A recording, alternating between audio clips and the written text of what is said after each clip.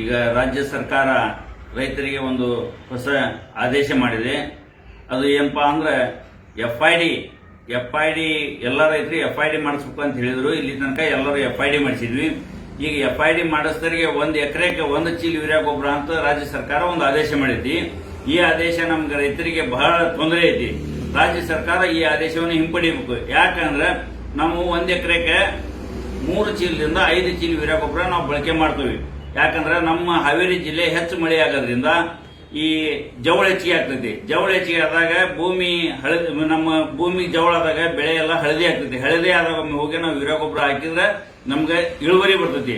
ಇಲ್ಲಾಂದ್ರೆ ಇಳುವರಿಯಲ್ಲಿ ಕುಂಠಿತ ಆಕತಿ. ನಮ್ಗೆ ಇಳುವರಿಯಲ್ಲಿ ಕುಂಠಿತ ಆದ್ರೆ ನಾವು ರೈತ ಸಾಲದ ಸುಳಿಯಲ್ಲಿ ಸಿಕ್ಕಂತೀವಿ.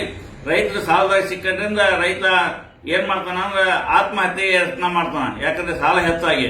ಆ ಉದ್ದೇಶದಿಂದ ಈ ರಾಜ್ಯ ಸರ್ಕಾರ ಇಂಥವೆಲ್ಲ ಹುಚ್ಚುಚ್ಚರಂಗ ಆದೇಶ ಮಾಡಬಾರ್ದು. ಈಗ ಅವ್ರಿಗೇನು ಗೊತ್ತಿರಲ್ಲ, ಸರ್ಕಾರದ ರಾಜಕಾರಣಿಗಳಿಗೆ ಅಥವಾ ಅಧಿಕಾರಿಗಳಿಗೆ ಯಾವ ಬೆಳೆ ಬೆಳಿಬೇಕು, ಹೆಂಗ್ ಬೆಳಿಬೇಕು, ಯಾವ ಬೆಳೆಗೆ ಯಾವ ಗೊಬ್ಬರ ಹಾಕ್ಬೇಕು, ಯಾವ ಟೈಮ್ನಾಗ ಹಾಕ್ಬೇಕು, ಹದ ಹೆಂಗ್ ಹಿಡಿಬೇಕು ಅನ್ನೋದು ಅಧಿಕಾರಿಗಳಿಗೆ ರಾಜಕಾರಣಿಗಳಿಗೆ ತಿಳಿದಿರಲ್ಲ. ಯಾಕಂದ್ರೆ ಅವ್ರು ಹೊಲದಾಗ ದುಡಿದಿರಲ್ಲ.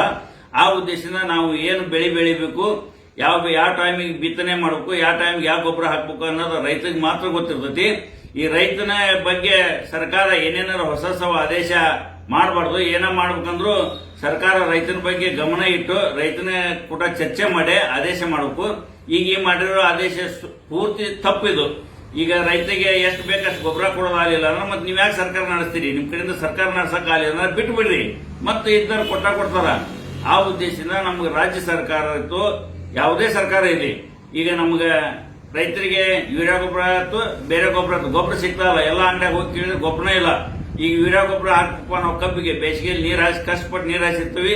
ಗೊಬ್ಬರ ಹಾಕ್ಬೇಕಂದ್ರೆ ಗೊಬ್ಬರ ಸಿಗ್ತಾ ಇಲ್ಲ. ಈಗ ನೀವು ಹಿಂಗೆಲ್ಲ ಆದೇಶ ಮಾಡಿದ್ದು ತಪ್ಪು. ಇದನ್ನ ಇನ್ನೊಮ್ಮೆ ಪರಾಮರ್ಶೆ ಮಾಡಿ ಇದನ್ನ ಈ ಆದೇಶ ವಾಪಸ್ ತಗೋಬೇಕು. ನಮ್ಗೆ ರೈತರಿಗೆ ಏನ್ ಬೇಕು ಅದನ್ನ ತಾವು ಗೊಬ್ಬರ ಕೊಡ್ಬೇಕಂತ ಹೇಳಿ ನಾನು ಸರ್ಕಾರದಲ್ಲಿ ಮನವಿ ಮಾಡ್ತಾ ಇದ್ದೀನಿ. ನಾನು ಭುವನೇಶ್ವರ್ ಶಿಡ್ಲಾಪುರ್, ರಾಜ್ಯ ಕಬ್ಬು ಬೆಳೆಗಾರರ ಸಂಘ, ಹಾವೇರಿ ಜಿಲ್ಲಾಧ್ಯಕ್ಷ. ಧನ್ಯವಾದಗಳು.